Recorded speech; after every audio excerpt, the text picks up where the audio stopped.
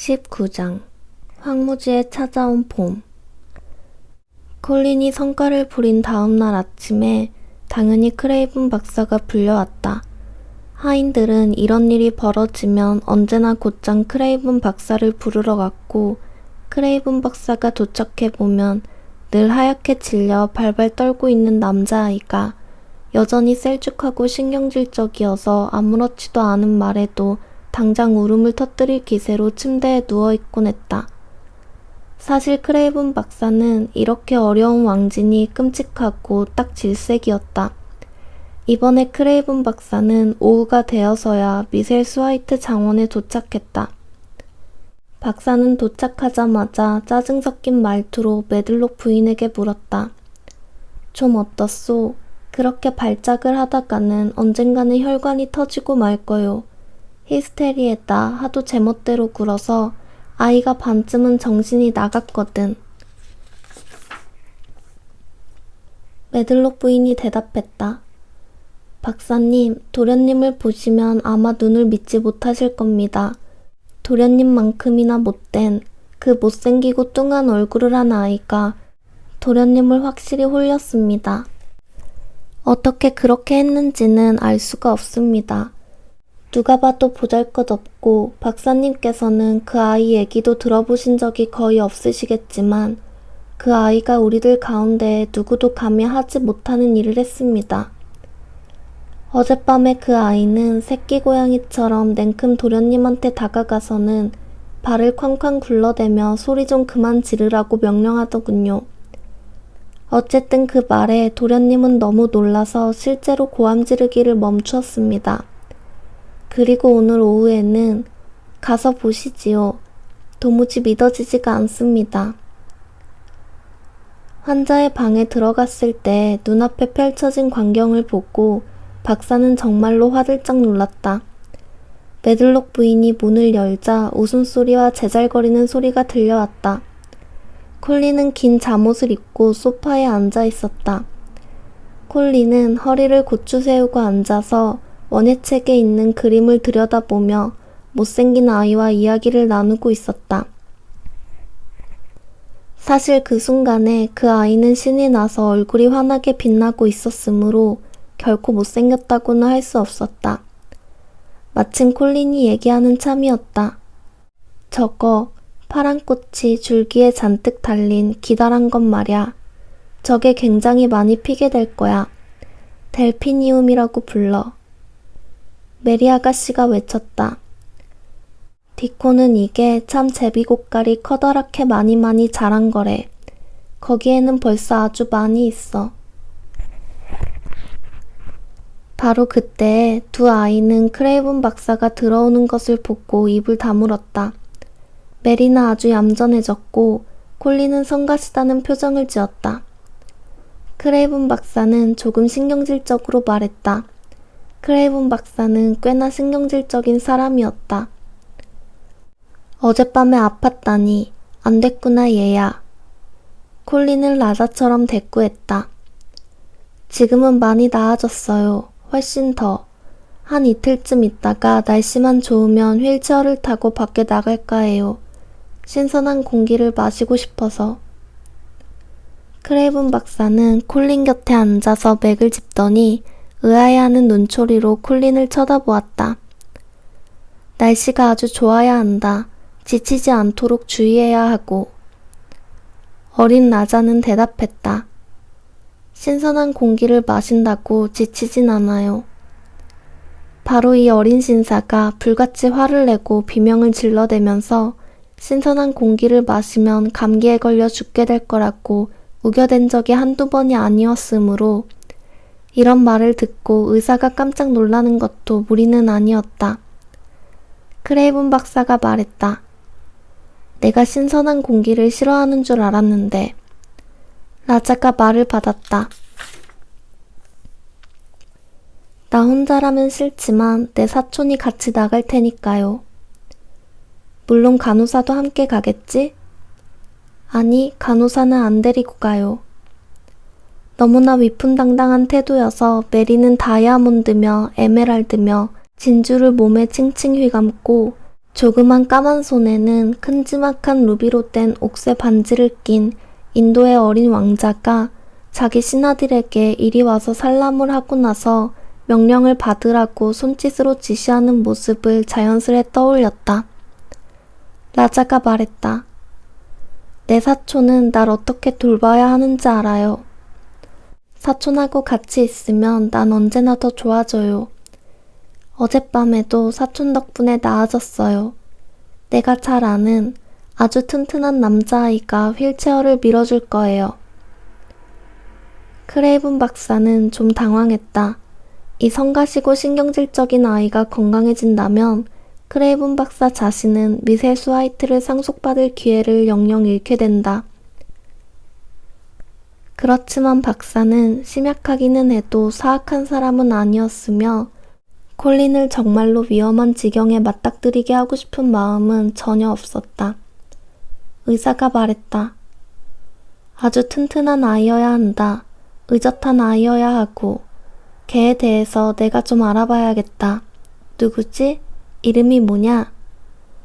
메리가 불쑥 나섰다. 디콘요. 메리는 누구든 황무지를 아는 사람이라면 틀림없이 디콘을 알고 있으리라고 생각했다. 메리의 생각은 옳았다. 메리는 그 순간에 크레이븐 박사의 근엄한 얼굴에 안도의 미소가 퍼지는 것을 보았다. 크레이븐 박사가 말했다. 아, 디콘이라면 괜찮을 거다. 디콘이야 황무지 조랑말처럼 튼튼한 아이니까. 메리가 말했다. 그리고 믿을 만한 아구유, 요크셔에서 진로 믿을 수 있는 아이주. 메리는 여태껏 콜린에게 사투리를 섞어 말했기 때문에 자기도 모르게 사투리를 썼다. 크레이븐 박사는 너털 웃음을 웃었다. 디콘이 가르쳐 주었니? 메리는 좀 냉랭하게 말했다. 프랑스어처럼 요크셔 사투리를 배우고 있어요. 인도에서 원주민들이 쓰는 사투리하고 비슷해요. 영리한 사람들은 원주민 말을 배우려고 애쓰죠. 난 요크셔 사투리가 좋아요. 콜린도 그렇고요. 크레이븐 박사가 말했다. 그래. 사투리가 재미있다면 그렇게 하렴. 나쁘지는 않을 테니까. 콜린, 어젯밤에 진정제는 먹었니? 콜린이 대답했다. 아니요, 처음에는 먹기 싫었고 메리가 날 진정시키고 난 다음에는 메리가 이야기를 해서 재워줬어요. 아주 나직하게요. 뜰의 봄이 살며시 다가오는 이야기였어요. 크레이븐 박사는 아까보다도 더욱더 당황해서 의자에 앉아 얌전히 카펫만 내려다보고 있는 메리 아가씨를 흘깃흘깃 곁눈질했다. 다행이구나. 틀림없이 좋아지긴 했지만 꼭 기억해야 할 건 콜린은 다시 라자 같은 태도를 보이며 말을 가로챘다. 기억하고 싶지 않아요. 혼자 누워서 그런 생각을 하고 있으면 온몸이 아프기 시작하고 별별 생각이 다 떠올라서 비명을 지르게 돼요. 그런 생각은 너무 지긋지긋해요. 자기가 아프다는 걸 환자한테 되새기게 하는 대신에 그걸 잊게 해주는 의사가 있다면 그 사람을 이리로 데려오게 할 거예요. 그러더니 콜린은 여인 손을 휘휘 내저었다. 그 손에는 루비로 만든 옥새 반지가 뒤덮여 있어야 할 것만 같았다. 내 사촌은 내가 환자라는 걸 잊게 해주기 때문에 나를 낫게 해주는 거라고요. 성깔 부리기가 끝난 다음에 크레이븐 박사가 이렇게 짧은 시간 동안 머물러 보기는 처음이었다. 여느 때의 박사는 아주 오랫동안 머물면서 여러 조치를 해야 했다. 오늘 오후에 박사는 약을 쓰거나 새로운 처방을 하지 않았고 내키지 않은 꼴을 참을 필요도 없었다.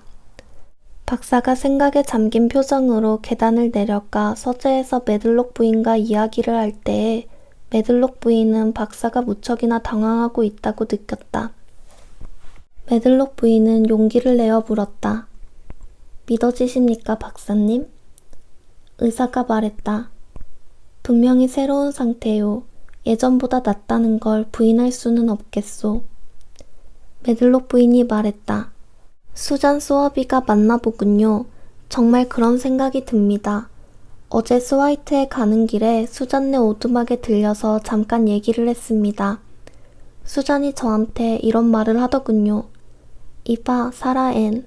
메리 아가씨는 착한 아이도 이쁜 아이도 아닐지 몰라도 어린아이고 어린아이한테는 어린아이 친구가 있어야 해 라고요. 수잔 수업이하고 저는 학교 동창이지요. 크레이븐 박사가 말했다. 그 부인은 내가 아는 사람 가운데에서 가장 훌륭한 간병인이요. 어느 집에 왕진하러 갔을 때 그 부인이 그곳에 있으면 환자를 구할 수 있겠다는 생각이 들지요. 메들록 부인은 미소 지었다. 부인은 수잔 소아비 부인을 좋아했다.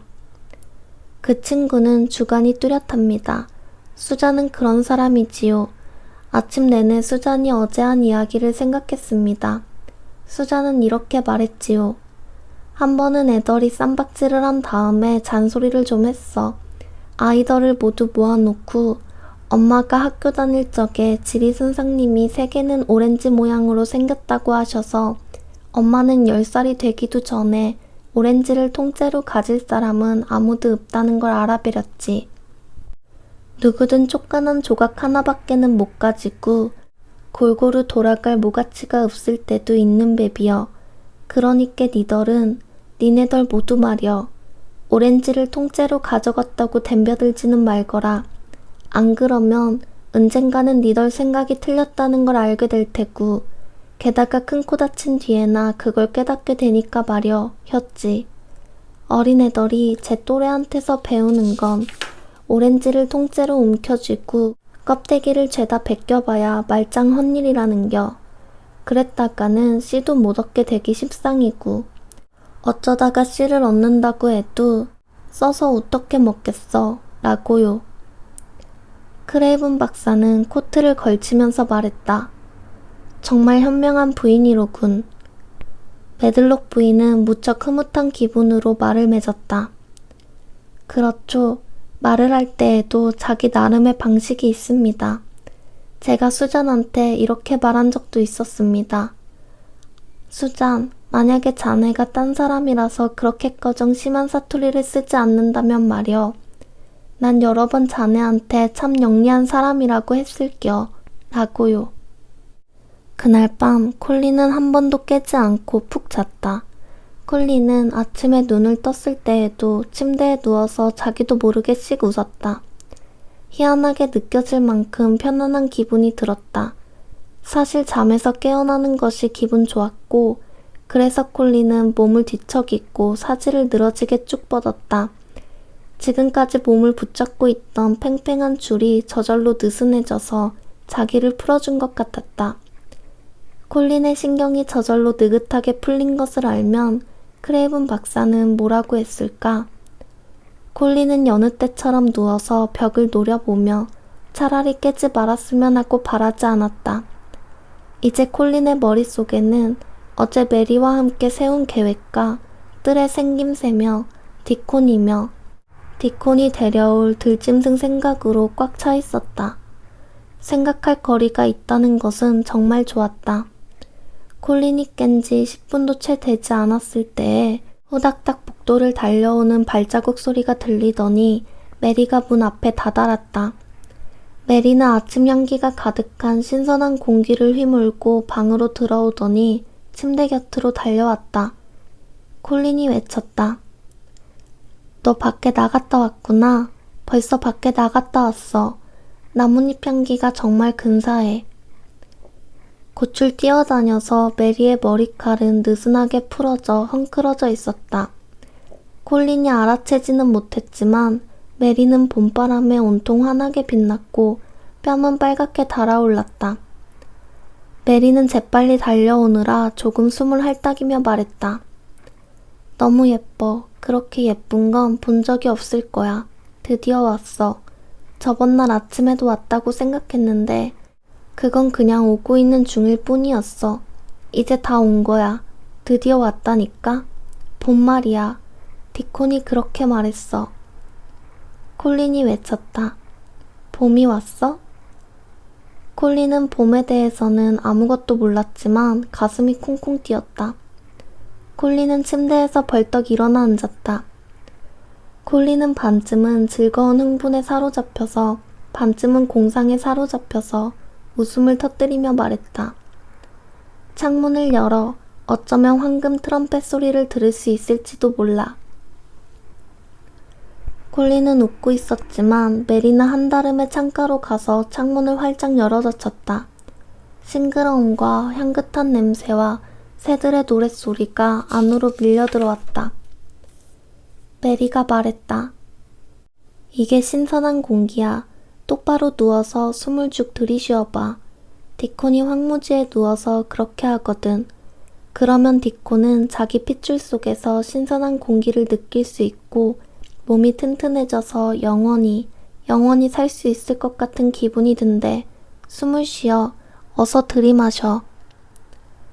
전에 디콘에게서 들었던 말을 그대로 옮긴 것뿐이었지만 메리의 말은 콜린의 마음을 사로잡았다.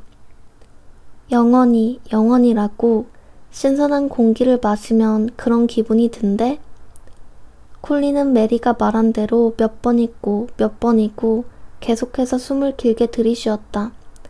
마침내 콜린은 무척 새롭고 신나는 일이 자기에게 일어나고 있는 듯한 기분이 들었다. 메리는 다시 콜린의 침대 곁으로 돌아와서 잽싸게 제잘거렸다.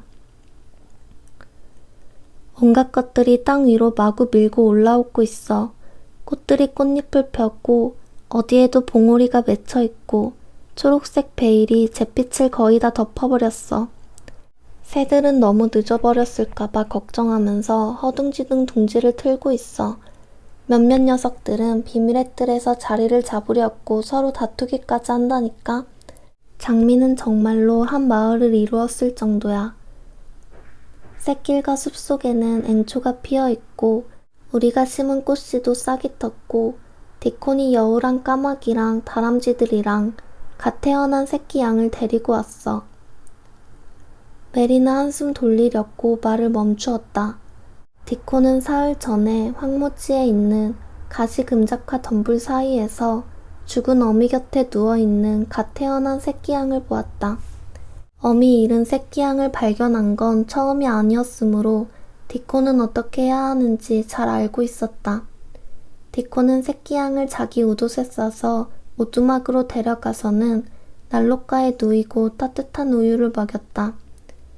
양은 귀엽고 좀 멍청해 보이는 아기 같은 얼굴에 몸에 건주어 다리가 길고 털이 부드러웠다. 디콘은 새끼 양을 팔에 안고 젖병과 다람쥐 2마리를 주머니에 넣고서 황무지를 지나왔다. 나무 밑동에 앉아서 그 보들보들하고 따뜻한 몸을 무릎 위에 올려놓았을 때에 메리는 이상한 기쁨으로 가득 차서 입을 열 수도 없었다. 양이라니, 살아있는 양이 아기처럼 무릎 위에 앉아있다니. 메리가 기쁨에 들떠서 시시콜콜하게 이야기를 늘어놓고 콜린은 그 이야기에 귀를 기울이며 숨을 길게 들이쉬고 있는데 간호사가 들어왔다. 간호사는 열린 창문을 보고 좀 놀랐다.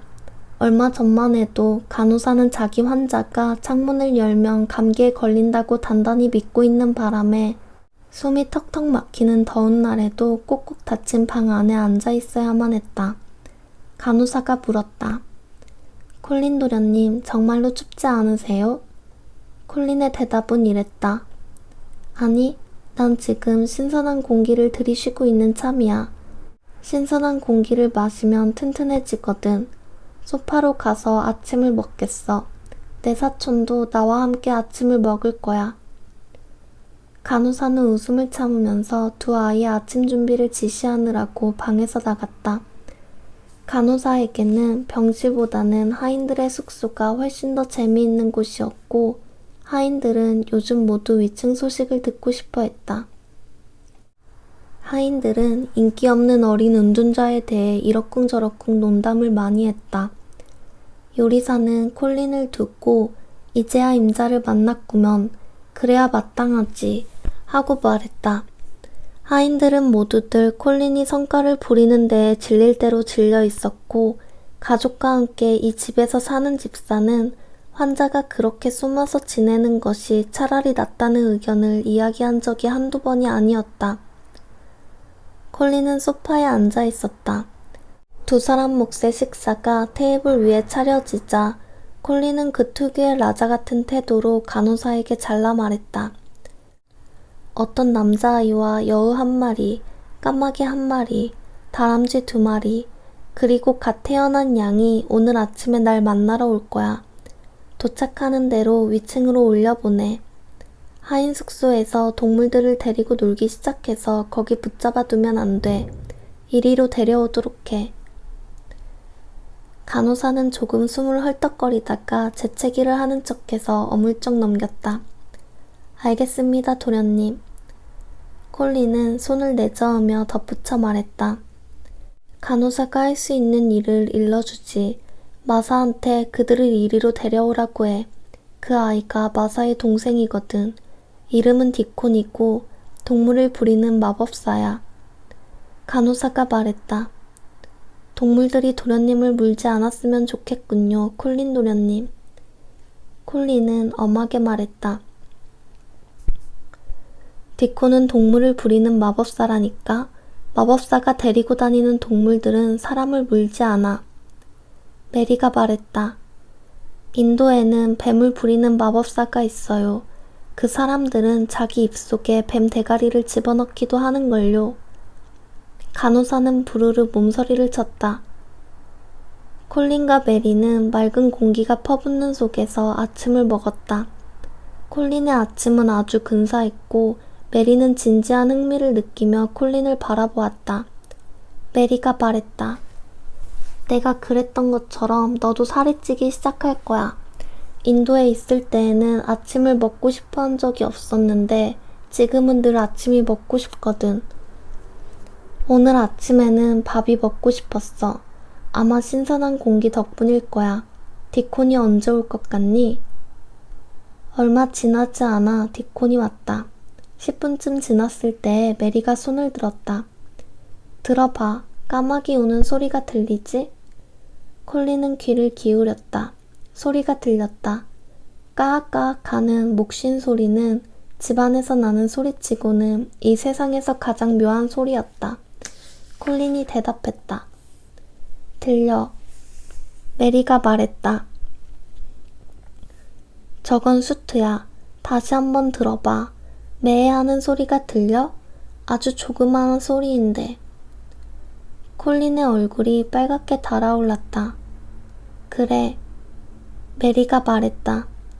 저건 갓 태어난 양이야. 지금 오고 있는 거야. 디콘이 황무지에서 씻는 장화는 투박하고 밑창이 두터워서 소리내지 않고 걸으려고 무지내를 써도 긴 복도를 걸어올 때 저벅저벅 소리가 났다. 메리와 콜린은 디콘이 걸어오는 소리를 들었다.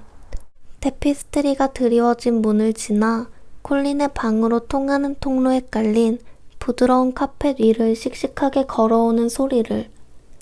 마사가 문을 열며 말했다. 저 대련님, 디콘하고 동물들이 왔습니다. 디콘은 특유의 보기 좋은 미소를 활짝 지으며 들어왔다. 갓 태어난 양은 디콘의 품에 안겨 있었고 조그맣고 빨간 여우는 디콘 곁에서 타박타박 걸어왔다. 넛은 디콘의 왼쪽 어깨에 앉아 있었고 수트는 오른쪽 어깨 위에 앉아 있었다. 셀의 머리와 앞발이 코트 주머니에서 비어져 나와 있었다. 콜린은 천천히 일어나 앉아서 뚫어지게 바라보고 또 바라보았다. 처음 메리를 보았을 때 그랬던 것처럼. 하지만 지금은 경탄과 환희의 눈길이었다. 이야기를 전부 다 듣기는 했지만 사실 콜린은 이 아이의 생김새도 짐작할 수 없었고 이 아이의 여우와 까마귀와 다람쥐와 양이 이렇게 다정하게도 아이 곁에 꼭 붙어 있어서 동물들이 아이의 한 부분처럼 보이리라고는 전혀 상상하지 못했다. 콜린은 여태껏 남자아이와 얘기해본 적이 없는 데다가 기쁨과 호기심에 완전히 사로잡혀 있어서 입을 열 엄두조차 내지 못했다. 하지만 디코는 조금도 수줍어하거나 어색해하지 않았다. 디코는 까마귀와 처음 만난 날에도 까마귀가 자기의 말을 못 알아들어서 그냥 빤히 쳐다보기만 하고 자기에게 말을 걸지 않는다고 해서 조금도 당황해하지 않았다. 동물들은 누구에 대해서 알기 전까지는 늘 그런 법이다. 디코는 콜린이 앉아있는 소파로 다가가서 콜린의 무릎 위에 새끼 양을 가만히 내려놓았다. 그러자 그 어린 것은 곧 따스한 벨벳 가운 쪽으로 고개를 돌리고 가운이 접힌 자락에 주둥이를 비벼대기 시작하더니 털이 곱슬곱슬한 머리로 안달하듯 콜린의 옆구리를 살짝 들이받았다. 그럴 때라면 당연히 어떤 아이라도 입을 열지 않을 수 없으리라. 콜린이 외쳤다. 얘가 지금 뭐 하는 거야? 뭘 바라는 거지? 디코는 점점 더 활짝 웃으며 대답했다. 지 에미를 찾는 거에이. 아가 젖을 먹는 모습을 도련님이 보고 싶어 할 것 같아서 쬐끔 배를 골려갖고 데리고 왔거든요. 디코는 소파 곁에 무릎을 꿇고 앉아 호주머니에서 젖병을 꺼내더니 부드러운 갈색 손으로 조그맣고 털이 복슬복슬한 하얀 머리를 잡고 자기 쪽으로 돌리며 말했다.